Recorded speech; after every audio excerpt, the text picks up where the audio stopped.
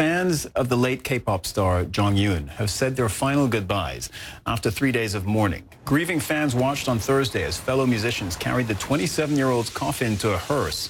A private burial was held for Jonghyun after his funeral.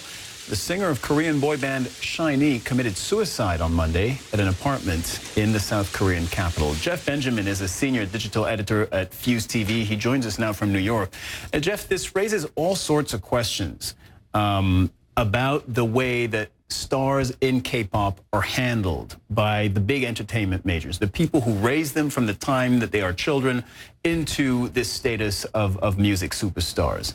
In his suicide note, Jonghyun wrote, "Maybe I wasn't supposed to be known to the world. I have learned that that's what makes my life difficult. How come I chose that?"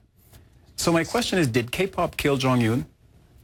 You know, the music industry, no matter what country you're in, is really, really difficult. Just this year in America, we lost Chris Cornell and Linkin Park's Chester Bennington to very similar situations. I think it's really tough to be a person in South Korea, period. It's a very high-pressure society. There is a lot of pressure put on work and education. There is a very high alcoholism, lots of alcohol taken in South Korea. And I think that culture in and of itself, if you add in the music industry, just makes it that much tougher for someone to try to survive if you're having such difficulties. I want people to listen to one of their first hit songs, just so they know what we're talking about. Yes.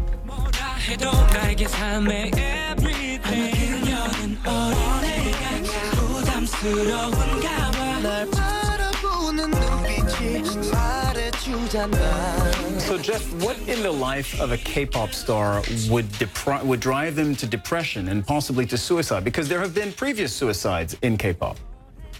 Yeah, and South Korea, the country itself, it's one of the few developed nations where suicide rates have actually risen since the 90s, which kind of says something larger about the culture in and of itself. But K-pop stars, they really are, they're not even really known as K-pop stars, they're known as K-pop idols. That's what Jonghyun was. They get the idea that they're perfect, they're idols, they're people that one should look up to, that they need to have the perfect image. He trained with his bandmates for several years before even getting the chance to debut and make music, with the idea that your K-pop star, that your K-pop idol is supposed to be perfect from the beginning. It's perhaps the idea of being perfect no matter who you are, no matter what you're going through.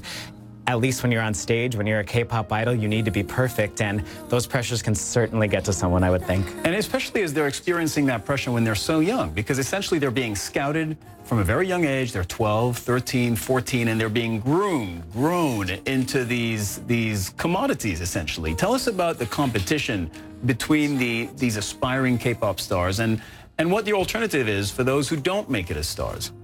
Yeah, you know, Jonghyun, he debuted as a 17-year-old. I talked to a lot of people when thinking about his memory. They said they felt like they grew up with him and SHINee. SHINee would have actually celebrated their 10th anniversary together in 2018, in the spring of 2018. So you can just imagine how much change and how much growth an individual can go through during that time. And SHINee really is a rare exception to the rule. Most groups, they say to have an expiration date around 5 to 7 years. SHINee was going on year 10 and just had a #1 single in 2015. Jonghyun himself had a #1 single in 2015.